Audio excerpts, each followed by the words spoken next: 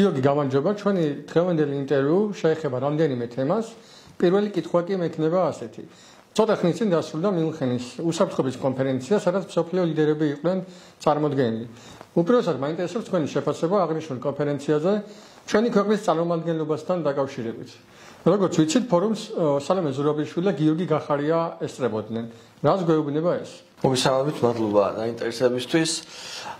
პირველ რიგში ის რომ თქვათ აი საქართველოში ვინც არის, ვინც ამბობს რომ არის საქართველოს მთავრობა, ეს ხალხი არ იყო მიწვეული ამ კონფერენციაზე, ხო?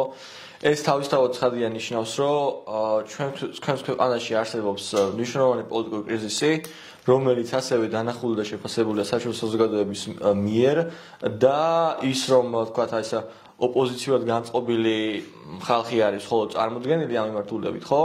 და სალომე ზურაბიშვილის ახლა მაგალითად შეერთებულ შტატებში არიან რიგი პოლიტიკური ფიგურები, რომლებიც აღიარებენ, რომ ჯერ კიდევ ლეგიტიმური პრეზიდენტი ზურაბიშვილია და ამას ჩვენ ვხედავთ პოლიტიკურ განცხადებებში.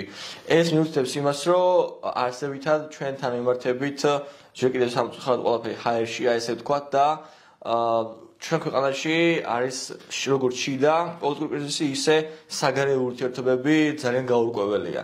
ასე რომ საქართველოში არსებული, ესე იგი, მიმართულებები და საქართველოში არსებული მდგომარეობა საჭიროებს სერიოზულ გადახედვას, იქნება ეს როგორც შიდა პარტიების მხრიდან, ასევე გარე აქტიორების მიმართულებით. თუ ეს არ მოხდა, ჩვენ ფაქტობრივად კი კარგია, ვთქვათ, აი გახარიას და სალომე ზურაბიშვილის ყოფნა, მაგრამ ვისაც არსებითად ბერკეტები აქვს ძალაუფლების, აი ამ ხალხის, ესეთი ხალხის, ესე იგი, წარმომადგენლობის არ ქონა, აი ესეთი მსგავს კონფერენციებზე, ქვეყნისთვის არის ძალიან დამაზიანებელი. ანუ ვინც რეალურად მართავს სადავებს და არ მიუწვდება ხელი, რომ ესეთი სახის კონფერენციაზე წარმოდგეს, რა თქმა უნდა, ეს დამაზიანებელია იმ მიმართულებით, რომ ჩვენ არ ვიცით სად ვართ.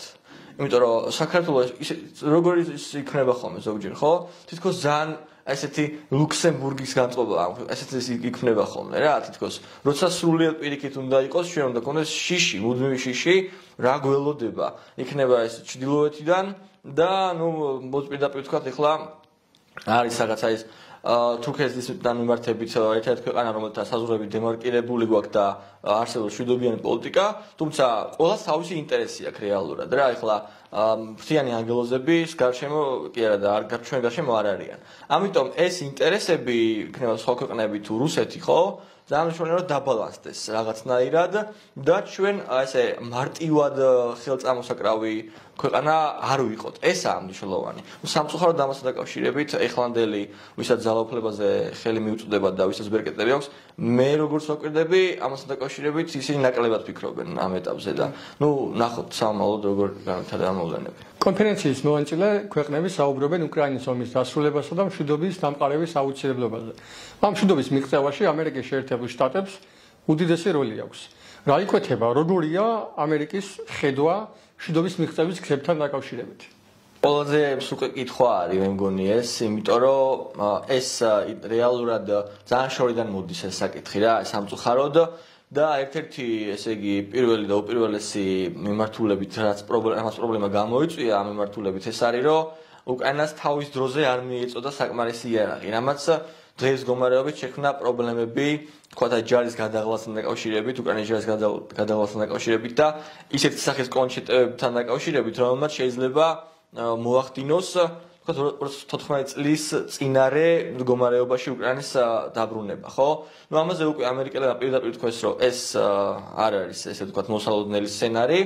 შესაბამისად, მაგიდაზე რა შეიძლება დადოს ახლა ტრამპს, ამ დილით ბრიტანეთის პრემიერ-მინისტრმა თქვა, რომ მზად არის, ესე იგი, ბრიტანეთი, რომ სამშვიდობო მისიით გაგზავნოს თავისი ჯარი და მე მინდა გამოვეხმარო, რომ მაინც აი ამერიკელების დამოკიდებულებას, იგივე მიუნხენის კონფერენციაზე JD Vance-ის ვიცე-პრეზიდენტის გამოსვლას, რომელიც ბევრმა სხვათა შორის ის როგორ შეხედა, რომ აი ეს ევროპიდან ამერიკა გადის და ბრუნდება 1930-იან წლებში რაღაც ესეთი, ეს სრულიადაც არ არის, ეს არის პირიქით, ამერიკელებს უნდათ რომ მაქსიმალურად გააღვიძონ ევროკავშირი, მათ შორის ბრიტანელები და რაღაცნაირად ეს თავიანთი უსაფრთხოების საკითხი თავიანთ თავზე ააღებინოს. ანუ ეს წილი, რაც თქვათ აი მაგალითი რომ მოვიყვანოთ, ხა ესპანია და პორტუგალია 1%-საც რო არ ხარჯავენ თავიანთი შიდა პროდუქტის თავდაცვაზე, ეს პრობლემური საკითხია. რეალურად იტალია და სხვა ქვეყნებია, რომლებიც რაღაცას ხარჯავენ, მაგრამ ძირითადად ხელფასებში და პენსიებში, ხო?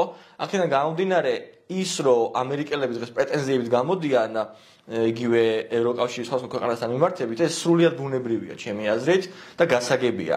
და იმის გამო რომ ამდენი ხნის განმავლობაში ესე იგი არ მოხერხდა ამ ამერიკელების მხრიდან ვერ მოხერხდა გამოღვიძება ევროკავშირის სახელმწიფოების. მე მგონი ეს გეგმის ნაწილია, რომ რაღაცას შეაჯანჯღარონ მოკავშირეები, იმიტომ რომ ვერავინ ვერ იტყვის ახლა რაც არ უნდა ანტიამერიკულად იყოს განწყობილი ან პროამერიკულად, რომ ამერიკა და ევროპა მოკავშირეები არ არიან ან ერთმანეთს ტოვებენ, იმიტომ რომ ძალიან ისტორიული მომენტია, ხო? ეხლა გუშინ მეუბნებოდა მეგობარი ძალიან საინტერესო რაღაცას გავიხსენოთ, რომ ფრანგები რომ არა ჯორჯ ვაშინგტონს ჩამოახჩობდნენ, ხო? ღალატის გამო. ფრანგები დაეხმარნენ, ხო? ჯერ კიდევ მაქედან მოყოლებული დამოუკიდებლობის მოპოვებაში და იმის მერე ამ კონტინენტს და ამერიკის შეერთებულ შტატებს შორის ურთიერთობა ყოველთვის მოდის როგორც მოკავშირეობრივი, სულ ცოტა იმიტომ რომ ისინი ერთგირებულებს ესე იგი ეყრდნობიან ამ დემოკრატიის მიმართულებით და ამიტომ ეს კავშირი და თანამშრომლობა წარმოუდგენელია რო არ გაგრძელდეს. უბრალოდ მე ეხლა როგორც ხედავ, ეს არის შეჯანჯღარების მომენტი ამერიკიდან და ამან შედეგი უკვე გამოიღო. გამოიღო იმით რომ ბრიტანელებმა თქვეს რომ თავიანთ სამხედროებს გაუშვებენ, ხო? იქით გერმანელებმა 6000 დრონი გაუგზავნეს უკვე გუშინ უკრაინას, რომელსაც აქამდე რატო არ უგზავნიდნენ ვერ გავიგეთ, ხო? არ ვიცით. ამიტომ ეს სწორედ ამას ემსახურება. რეალურადაც რო ვთქვათ, ხო? თუ საუბარია სამშვიდობოებზე და ჯარზე. აქედან შევხედოთ. რატომ უნდა გაგზავნოს ჯარი ამერიკამ პირველმა, როცა მეზობლებს უფრო დიდი საფრთხე ექნებათ რუსეთის ინტერვენციის შემთხვევაში. ხო ასეა, სად არის შეერთებული შტატები და სად ვთქვათ პოლონეთი. ხა პოლონეთს ეს ყველაზე ნაკლებად ეხება, იმიტომ რომ ყველაზე ბევრს ეგენი ხარჯავენ, მაგრამ ნუ გერმანიაც იქვეა, ესე ვთქვათ, ხო? ამიტომ პირველ რიგში ეს უსაფრთხოების თემა ამერიკელების გამოსახედიდან უნდა თავისთავად იყოს ევროპა. მაგრამ ეს იმას არ ნიშნავს, რომ ამერიკა ამაში არ ჩაერთვება, არ ნიშნავს, რომ იარაღს არ მიაწვდის, არ ნიშნავს არაფერს მსგავს. უბრალოდ ამერიკელებს სურთ, რომ ევროპა ამაში ამას გარდა იქ ხაზი იყო გასმული იგივე მიუნხენში და მანამდეც ბრიუსელში როცა თავდაცვის მდივანი გამოვიდა ამერიკის, მან თქვა რომ ჩვენ გვაქვს მნიშვნელოვანი პრობლემები ჩინეთთან წყნარ ოკეანეში და ჩვენ შეიძლება დაგვჭირდეს ის ჯარი რაც ევროპაშია, იქ გადავიყვანოთ. მე რაც შვებით. შესაბამისად ეს ამას ემსახურება რომ რაღაცა ამერიკამ დააბალანსოს, რომ არ ჩინეთთან მიმართებით გაექცეს ძალიან და ჩინეთმა იქ რაღაც დარღვევები არ განახორციელოს საერთო სამართლის და ასე შემდეგ და რუსეთიც იყოს შეკავებული. ამისთვის სჭირდებათ ამერიკელებს რომ ევროპა გააქტიურდეს და ამას ემსახურება ეს ეგრეთ წოდებული შეჯანჯღარების მომენტი, თორემ ნუ მე პირადად ვერ ვხედავ სამავლოდ და რაღაცა ურთიერთობა. კი არის ეს რაღაცა ვიღაც არ მოეწონა ვენსის გამოსვლა, ჰექსეთის გამოსვლა არ მოეწონათ თქვენს რომ რატომ არ ჩავა ვთქვათ ამერიკის ჯარი, ხო? მაგრამ ნუ ამერიკის ჯარი რომ ახალ კონფლიქტებში ჩართვაზე ასე ვთქვათ უარს განაცხადებს, ეს არის ცალსახად ჯერჯერობით, იმიტომ რომ ამერიკის აუდიტორია რა მოსახლეობა გადაღლილია ამ ამერიკულ ჯარის ვთქვათ სხვა მოძრაობებით. ამიტომ რაღაც დროის განმავლობაში ეს იქნება არაპოპულარული. შესაბამისად მთავრობა ამას ვერ გააკეთებს. ამას ბაიდენიც ამბობდა და ეხლა რესპუბლიკელებიც ამბობენ.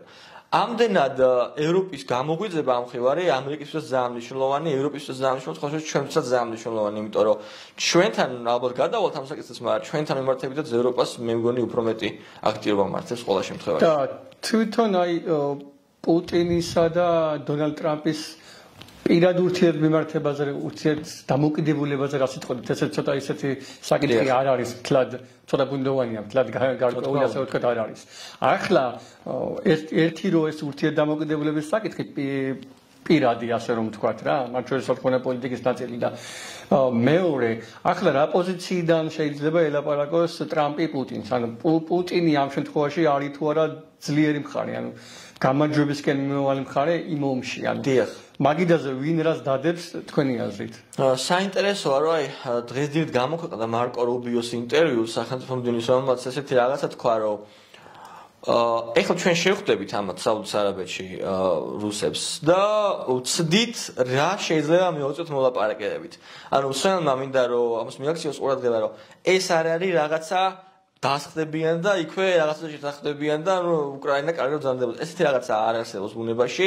ხოშევის არასწორად იყენებენ ამას ევროსკე ანუ დასავლეთის მიმართ ან დასავლეთ განწყობილი საზოგადოება და პრორუსული საზოგადოება მოკლედ დაიწყო. ხო გეუბნებოდით რომ ესე მორჩებოდა რეალურად აქ საქმე ისეა რომ ეს არის მცდელობა. თუ რა შეიძლება მიიღონ ამერიკელებმა აი ესეთი მოლაპარაკებების გზით. თუ იქ რა თქმა უნდა ესე იგი არ გამოიკვეთა გადაკვეთის წერტილები და შეთანხმების გამოსავალი, ხო? იქ რა თქმა უნდა ამერიკელები ამ შეთანხმებას არ დადებენ. ძალიან მარტივია. უბრალოდ ეს ტრამპს ჭირდება როგორც შიდა აუდიტორიისთვის, ანუ ამერიკის მოქალაქეებისთვის ამორჩევებს დაანახოს, აი მე ესეც ვცადე და გამოვიდა თუ არ გამოვიდა ეს მეორე საკითხია და მეორე მხრივ ჭირდება ამისთვის, რომ თუ ესენი არ წამოვლენ, მაშინ კონდეს ლეგიტიმაცია და გამართლება ამისა, რომ თქვა სანქციები გააძლიეროს, იერარქიის მიწოდება გააძლიეროს, ხო, აი ეს საკითხები. ამიტომ ამას არ უნდა შევხედოთ ჩვენ რაღაცა კაპიტულაციის მიმართულებით. ეს ძალიან არასწორი თემაა და აი ნახავთ ამას, ძალიან მალე გამოჩნდება რა, ვინც საუბრობს ასე ნიშნის მოგებით, ძალიან მალე გამოჩნდება ეს ერთი თვეს არ უნდა მგონი ამას. ამდენად ამას უნდა მივაქციოთ ყურადღება.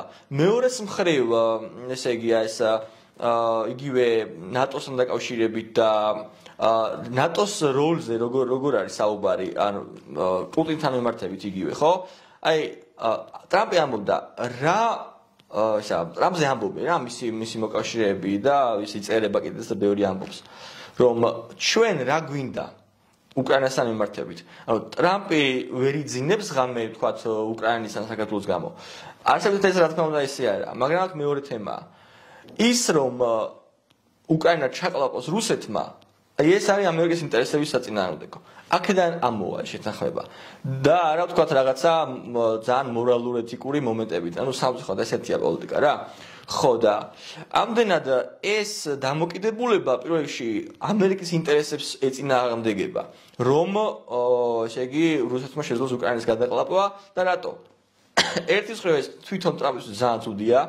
იმიტომ რომ გამოვა კაპიტულანტი დამარცხებული ლიდერი, რასაც საერთოდ ტრამპის ტიპაჟის ლიდერებს ესეთი რაღაცა მომაკვდინებელია მათთვის პოლიტიკურად, იმიტომ რომ ეს ადამიანი არ იყო ვაშინგტონის ნაწილი, არ იყო სენატორი, ანუ არ დაიწყო კარიერა ასე, მოვიდა ბიზნესიდან, აუტსაიდერებს ეძახიან ეგეთ ფიგურებს, სხვა შორის ჯეი-დი ვენსიც ეგრე თუ დააკვირდებით მის სენატის კამპანიას, როცა ოჰაიოში გაიმარჯვა, იქ ეწერა ჯეი-დი ვენს აუტსაიდერ კონსერვატივ, ანუ აუტსაიდერად მიიჩნევს თავს რა, რაც ნიშნავს, რომ ისტაბლიშმენტის ნაწილი არაა. ესეთი ფიგურებისთვის დამარცხება ესეც რაღაც არის მომაკვდინებელი. აი დაახავთ როგორც რიჩარდ ნიქსონს მოუვიდა უოთერგეიტზე, ეს რაღაცა დაელოდება, მასაც თუ მსგავსი სახის კონფლიქტში ესე ძალიან დამარცხება და კაპიტულაცია გამოუვა, ხო? ბუშსაც ის დაემართა, როცა ერაყთან მიმართებით ვერ მიაღწია შედეგებს, ძალიან მალე რესპუბლიკური პარტია გაბანკროტდა მთლიანად და მე ობამა მოუშვეს ამდენი წელი, ხო? ამიტომ ეს, ესე იგი, ტრამპს არ შეუძლია და მისთვის ესე ვთქვათ ვერ გადაიტანს, რა მარტივად ვთქვათ, მისი პოლიტიკური გუნდი ვერ გადაიტანს უკრაინის კაპიტულაციას. ამიტომ, რა თქმა უნდა, ისინი გააკეთებენ ამ მიმართულებით ბევრ რამეს, რაც მაქსიმალურ შედეგს გამოიღებს, მაგრამ ნუ საბოლოო ჯამში ახლა ეს ისე რუსების სათანხმო არ არის გამორიცხული, რომ საბოლოო ჯამში ესკალაცია კიდე წავიდეს ამ კონფლიქტში რა და არც ისე კარგი შედეგები. ანუ ამასაც უნდა ველოდებოდი. რა თქმა უნდა, არ შესაძლებელი საერთოდ ესკალაცია და ომის კიდე უფრო გაუარესება და მოკლედ ესეც არ არის ჩემი აზრით.